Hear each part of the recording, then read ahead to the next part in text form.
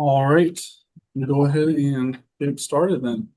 All right, so good morning and welcome everyone to the Counselor Education Program's Year in Review webinar. My name is Adam Robb, and I am a senior admissions counselor here in the Office of Admissions. I oversee recruitment in Roanoke and Southwestern Virginia, as well as DC and Delaware. And I also co-coordinate the counselor education program with my colleague, Andrew Austin. So I'll let Andrew go ahead and introduce himself next. Hey, good morning, everyone. Thank you all for being here. Like Adam said, my name is Andrew Austin. I'm an admissions counselor here at JMU. I oversee the regions of Prince William County, Stafford County, and Spotsylvania County, as well as the private schools in Northern Virginia outside of Loudoun County and the Fredericksburg area. Like Adam also said, I co-coordinate the counselor education program with him for this year, so it's been a really fun time to do that. Um, and so we're excited to have, this final webinar here for you all today. So thanks for being here. Wonderful. Thank you, Andrew. And also joining us today, and we have our Deputy Director, Roger Burke, as well as our Director of Admissions and AVP for Access and Enrollment, Kelly Ball. So I'll let them both introduce themselves and then get us started. Good morning, everyone, and thank you for taking the time out of your day to be here and learn more about the year in review and how things worked out for us this year. My name is Roger Burke. I've been with the Office of Admissions for, well, I think this is my 20th year. Started in 2007. I'm currently serving as the Deputy Director. And in terms of recruitment, I focus on international and a lot of our special populations, athletes and military specifically. So with that, I'll share it, hand it off to Kelly and let Kelly, our Director of Admissions and Associate Vice President for Access and Enrollment Management, kick it off. Kelly. All right. Thanks, Roger. Thanks, Adam. Thanks, Andrew. I will just start by saying good morning to everyone. I think you've heard my name a few times as well as my title, so I don't think we need to belabor it.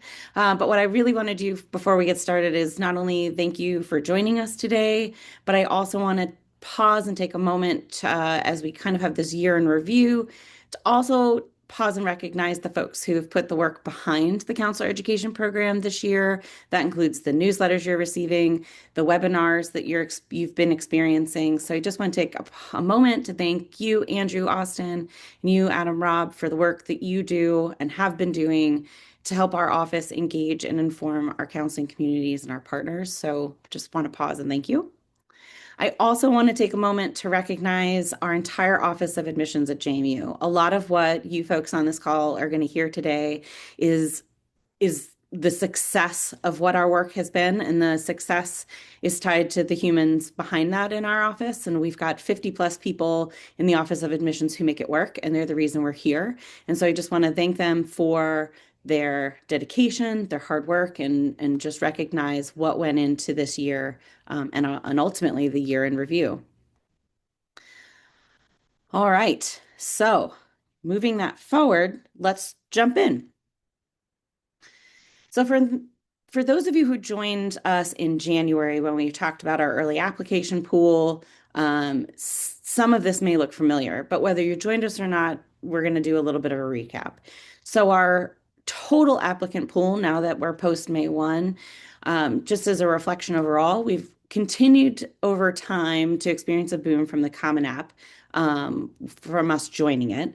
But since then, as you've heard from our webinars, that it's doubled. We've now hit a moment of stabilization, which we're actually very happy about. So our numbers from last year, this year, our application numbers have leveled out, which for us is a signal for the fact that we're still a popular institution, but it's also healthy stability with our application numbers. This gives us a lot of opportunity for our relationship with internal campus partners as well as you folks to better manage our resources, to invest more in our strategic planning and execution of those strategies, while also being able to generate more reliability internally to JMU as well as externally with campus partners, or I'm sorry, with counseling partners like you all. As you see here, JMU does still remain a high interest university, both in state and out of state.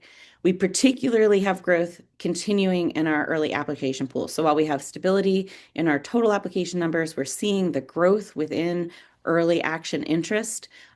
For example, last year we were sitting at about 71% of our applicants. We've grown to about 73% of that total appearing in our early action. And we anticipate that that's where we're going to continue to see our applicant growth. Our applicant profile has remained consistent over year to year. So if you've been paying attention to our numbers and joining us on our webinars, they look very similar from prior years. And you'll see within that we've had some growth in our first generation and international applications. So we continue to gain in areas where we want to support students as they access education in the United States or education in general. You'll also see on this slide and the next slide that we note the percentages of students who submitted test scores. We share that information mostly for your knowledge only. JMU is and remains a test optional institution for students. So students are not required to submit the test scores. It is truly optional. We just share this data so that you have a peek behind the fact that of this population of applicants, we still are optional and not a significant portion of the test scores are submitted. Okay. So as we turn to our admit pool, I want to note that our results here reflect actions that meet and maintain our strategic enrollment goals. While we have a slightly higher admit rate this year, just over 70%, that was intentional on our behalf in order to meet our needs, the goals for the institution, as well as being aware of what's happening with the trends in the marketplace. So if you were on our call in January, I shared at the time that we had gone really strong and really hard in our early action pools. And that, again, was strategic. Our strong admit activity is also targeted at supporting our goals for enrolling 25% out of state. Melinda Wood, our former director, who's now our VP of enrollment, shared on our year review last year how we stand with out-of-state recruitment. It is very competitive field out there, and it is particularly competitive for JMU. We invest a lot in our in-state markets. We have a goal to meet with our out-of-state markets, and so it being challenging, we do invest significant work in releasing decisions to our out-of-state students. And the other piece that makes that a real challenge is we don't have, as an institution, a significant amount of scholarship dollars to offer out for our out-of-state populations. So we know that the competition grows stronger and stronger for those out-of-state students. We have the upward challenge of not having that scholarship commitment. And so we have to do some work on the admission side to continue to grow to meet that enrollment number. One area I want to call attention to on the admit side is our waitlist activity. So we were very strong in our waitlist activity this year. One of the things that's important to share about our process, whether you know or you don't know, or you're familiar with, when we offer students the waitlist, we also ask them to indicate that they are accepting their offer on the waitlist so that we know as we move through our waitlist activity that we have students who are interested in our institution and that they're pursuing their interest with JMU. So it's significant to know about our process. As we watched the activity happening around us, and as we looked at what was happening with our class this year, we did go out in early April, and we went strong, and we've been strategically working our waitlist through April and into early May. We do have a roughly 17% more offers from the waitlist this year than we did last year at this point. So I just want to pause for you to take a moment to look at our demographic data. You'll see it roughly mirrors our applicant pool. So we maintain the shape of the class as they come in and the community that we're building at JMU. But before I go into who that class now is, I want to reflect a moment on our waitlist activity. And then for folks who are on our call, if they have reflections to share, I'd like to pause and see what others are experiencing with waitlist activity. What are you seeing? What are you hearing? What are your students hearing? What are they experiencing? One of the trends that we've witnessed this particular cycle and growing year over year, and I'm sure you've witnessed this, is the waitlist offer that now has money attached to it. more scholarship dollars coming with waitlist activity. So I'd like to just pause for a moment and give the folks on the call an opportunity to put anything in the chat if they have anything to share. And I know we've got some JMU people on the call, so please, if you have any reflections that you've heard from your time on the road or your conversations with students or families or the counseling community, I encourage our JMU colleagues on the webinar to also engage in the chat as well. And Andrew's going to help me facilitate that. So we'll give it a moment to see if we gather any notes, and we'll go from there.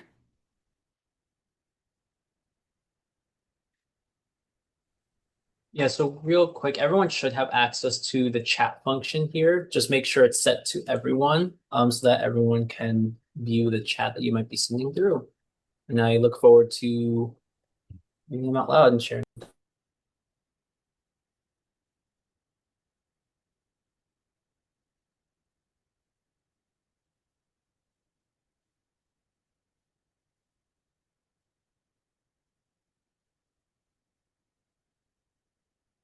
All right, we'll give it a minute more or two. I think we've got some shyness, and that's okay.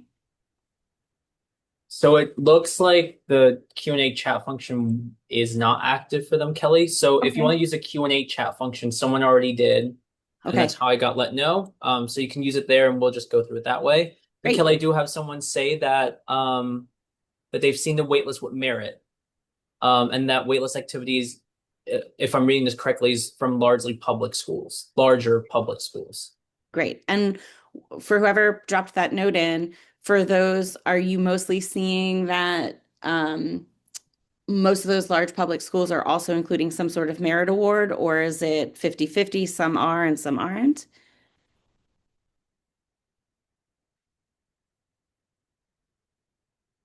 And thank you to whoever dropped that note in. It's something we're seeing as well.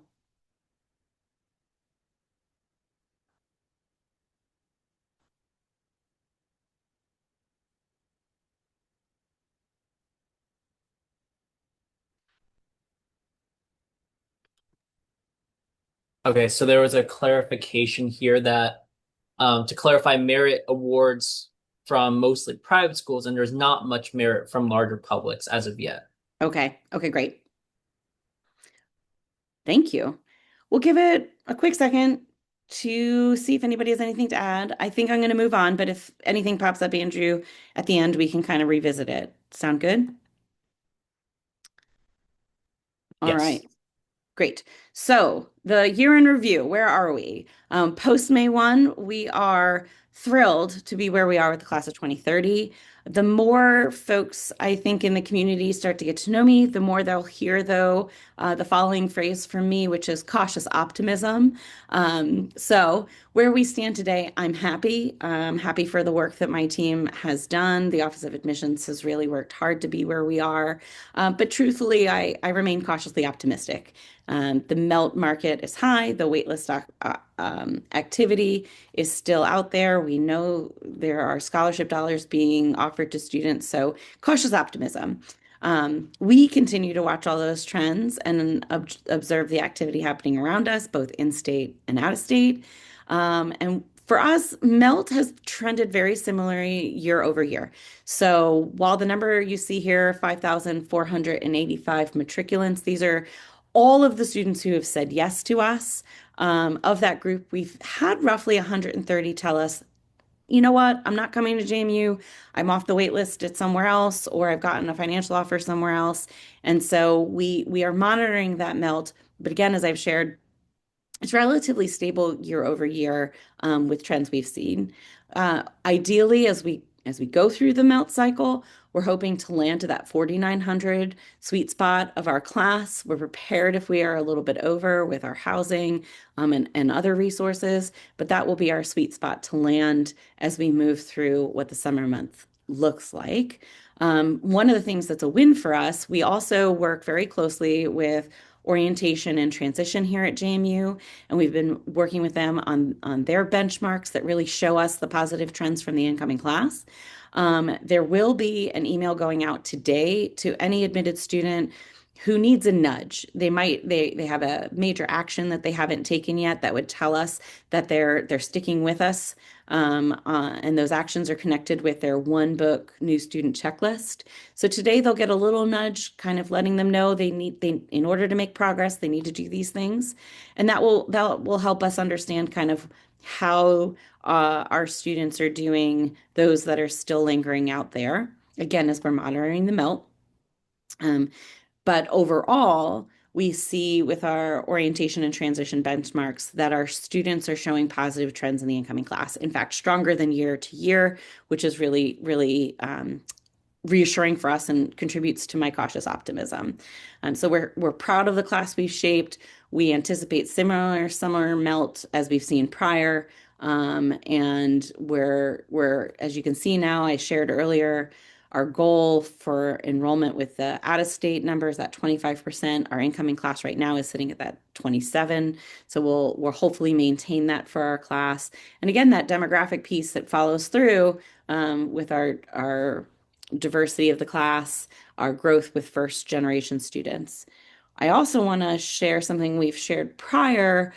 Popular incoming majors have remained the same. We're still popular with our health sciences, our students who are looking at business and finance. So these continue to be strong. But I want to emphasize here that while I'm sharing the popular majors, JMU is not an institution that reviews by major. The caveat here would be our performing arts students. Those students do have to have an audition and they are admitted with that intention, but the majority of the students applying to JMU are applying to the institution, not to their academic area of interest.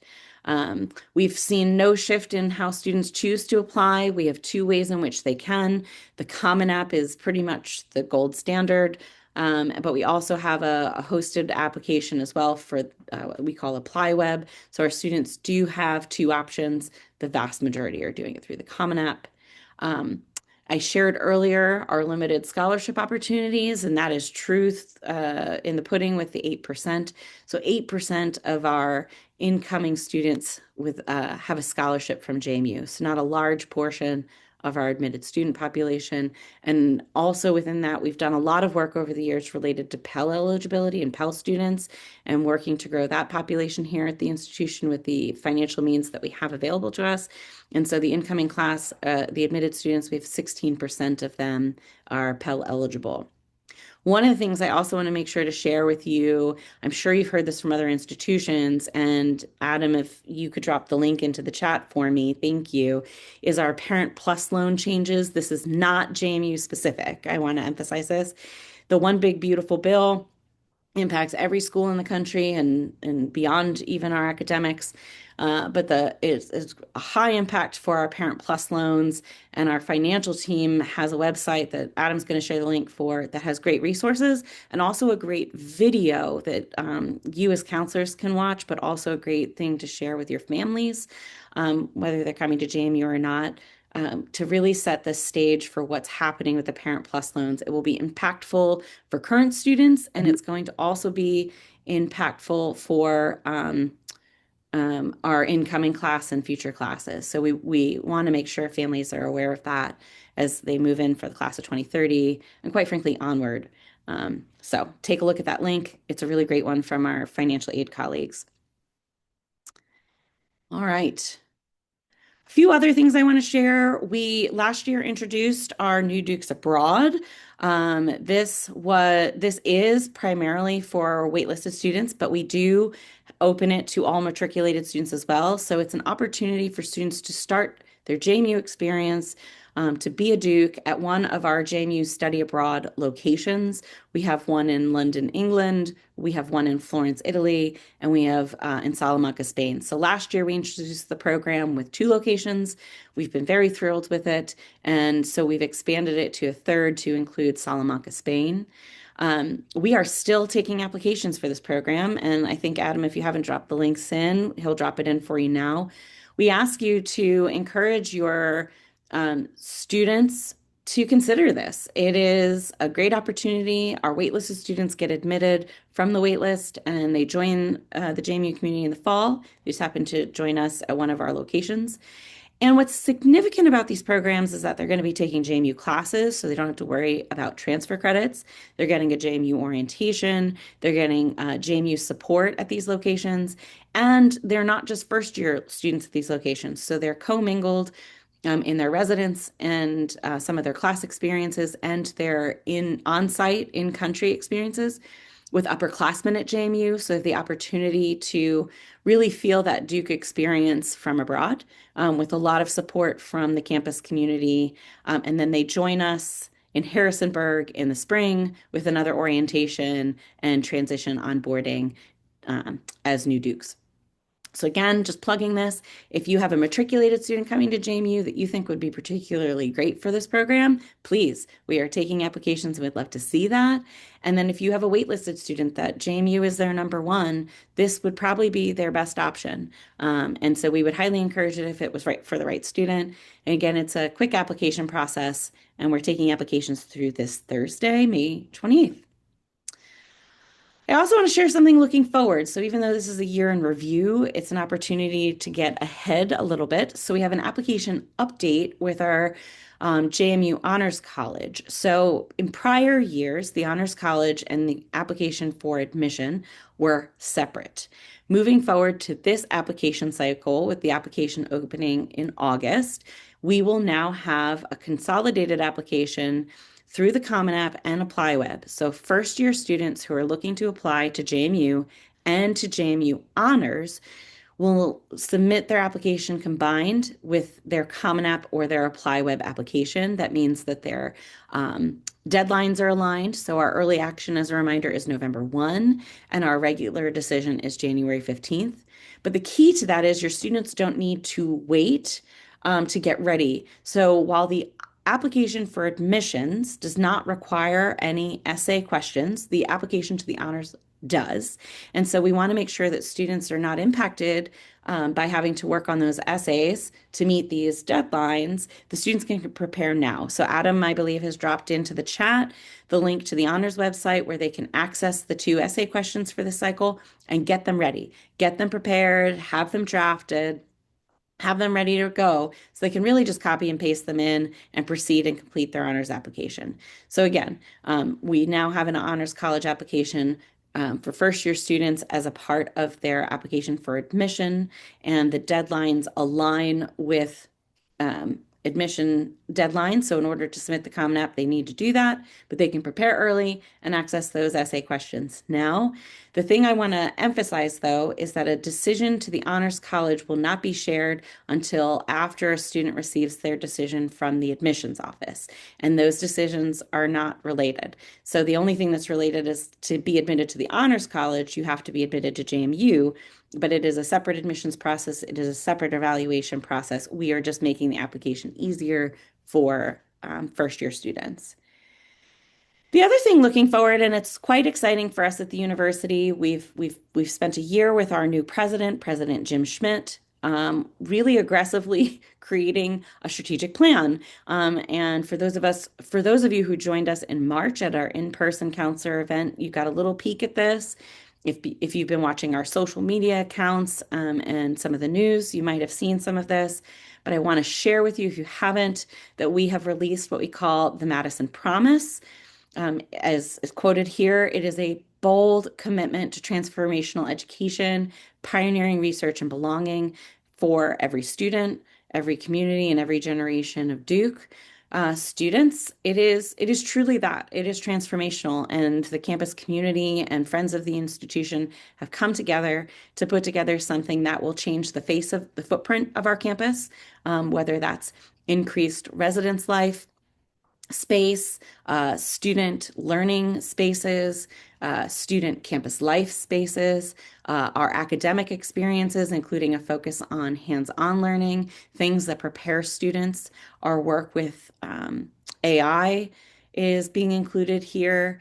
So we anticipate really a boom in growth here at JMU and really wrapped around the Madison Promise. We're still working through some of the details of it, but the other piece I want to share that's exciting and the incoming class has heard about already, we communicated in April about what we call our employer and employee guarantees.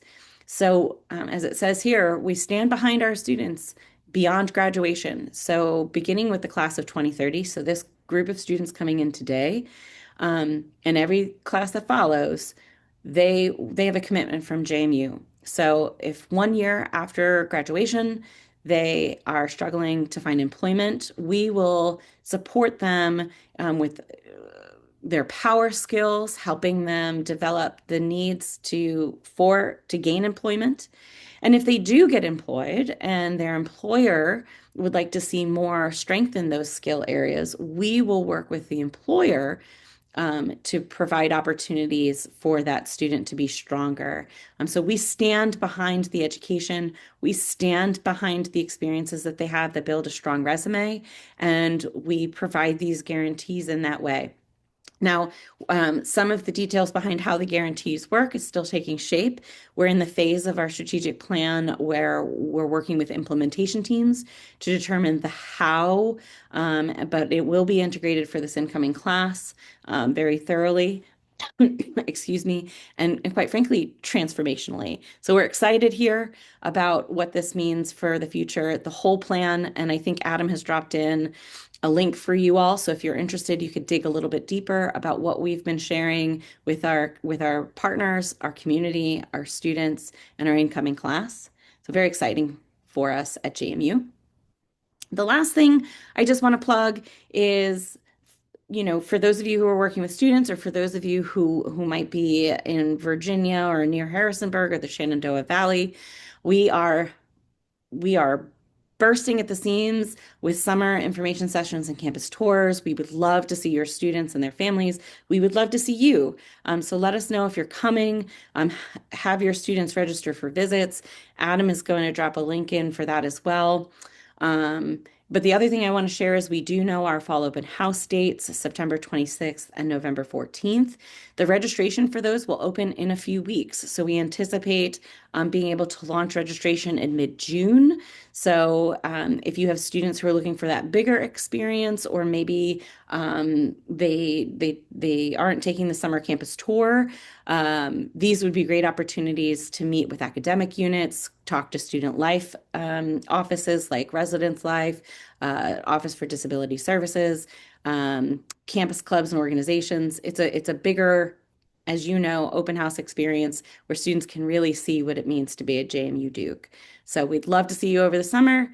And for sure, if you are a counseling partner, we'd love to see you. Just let us know you're coming, and we'd love to connect with you when you make your way to the Shenandoah Valley and JMU in Harrisonburg.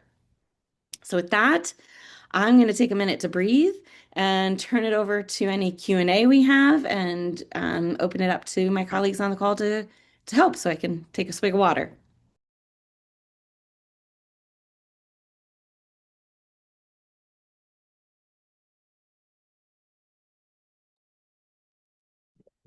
Thank you, Kelly, for that thorough review of the year and providing all those links so that other participants can have an opportunity to do a little bit more in-depth research on all the topics that you covered today. So right now we don't have any questions in the Q&A. So if there are any out there, we welcome you to share your questions, your thoughts and reflections, so we can address them at this time, and then we'll wrap up. Thanks, Roger. And I'll also ask if anybody wants to add any more to the waitlist conversation. We'd love that. If there's anything to add to that. If not, we'll give it a minute more for questions, like you said. Yeah, so please continue to use the Q&A chat function for the questions or even comments that you may have, as I know Kelly was mentioning there as well. And we'll get started. Whether it's about the numbers that Kelly talked about, or about the any of the other details that were mentioned as part of the upcoming year and the exciting new things that are about to happen or hopefully happen soon. Please use the Q&A chat function for any of those comments and questions. I just want to plug here as well that the recording, that it is going to be recorded. It is recording right now, so it will be found on our YouTube channel as well as the website here shortly after the session is over. So if you were not able to make it or you made it to the tail end here, it will be sent out for you and your colleagues to listen to the recording to as well. But if you have any comments or questions, please continue to put them in the chat and we'll wait another minute here.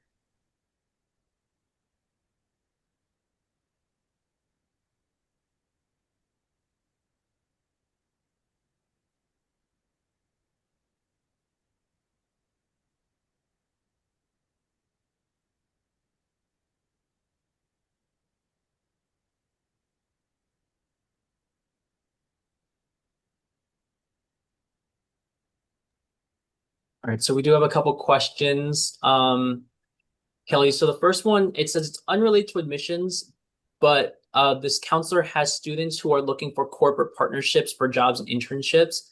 Um, do you know any industry partners for business and engineering? But I guess maybe to broaden that out a little bit, can you also just talk a little bit more about different internship opportunities that we have and maybe the percent on that if you have that statistic as well? I don't have a specific statistic about our jobs and internship experiences broadly, but what I can share is that as a student moves through their JMU experience, our outcome survey tells us that I think it is roughly 80% or maybe a little bit more of that students graduating with some sort of hands-on job-related experience that supports what leads to our 95% of our students, our graduating students, being employed or pursuing some further education. So that's the most relevant statistics I have. I don't have off the top of my head a list of industry partners.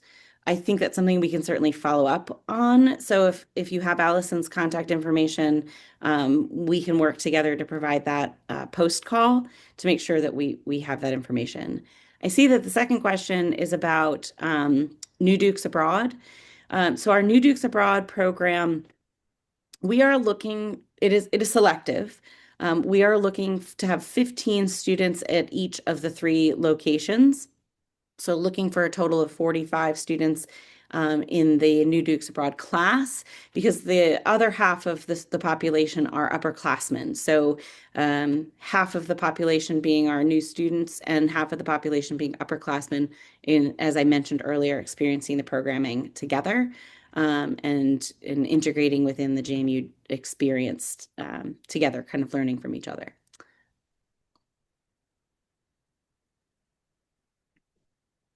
Good question. And to follow up on Kelly's question regarding the engineering and uh, business question, Yeah. industry partners at the very bottom of the overview, the major overview, each of the individual departments has provided a list of locations where students have received or job offers and where they have completed internships. So just under engineering, there's probably 20 different locations where our students have done internships, and as well as probably 15 or 20 so different companies listed that have employed our students in the engineering field. And that's a general the overviews, the major overviews provide that information for all the majors. So it's right there. It's just at the very bottom of their page. So just wanted Adam, to add that as a follow up. Roger, would you mind linking that in the chat? I could, Or um, or yeah, Adam can help us. yeah.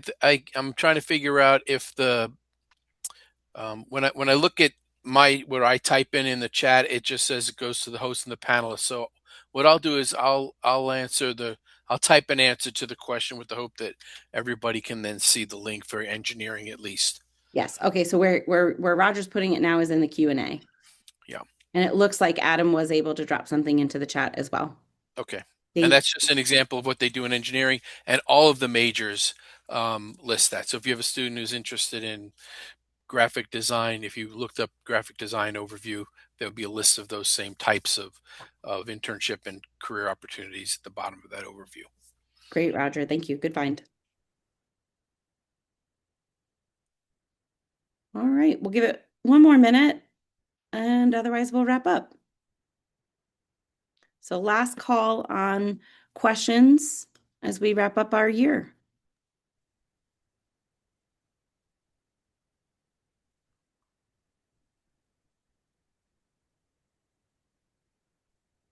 All right. Well, just as we wrap up, I just want to say again, a highlight to thank you to Andrew and Adam for what they've done to support the counselor education program and make sure that our counselors are informed and engaged. I want to thank Roger, our deputy director, for joining me on the call today. And just a broad thank you to the Office of Admissions for everything that they've done, again, that leads to this successful year in review. So we look forward to seeing the class of 2030 in the fall, and we'll kick off with counselor education programming soon as we plan over the summer for new content, newsletters, and webinars for the next cycle. So stay tuned for emails and notifications for us as we go towards the class of 2030. Unbelievably so, what those numbers look like for our future. And as Andrew has noted, I just want to point out the recording will be uploaded shortly. So for those of you who weren't able to join us, or your colleagues who might be busy today, they'll have an opportunity to hear from the recording. So thank you, everyone. I hope you have a great day. Enjoy your summer, and I'll kick it over to Adam to wrap us up. Thank you, Kelly.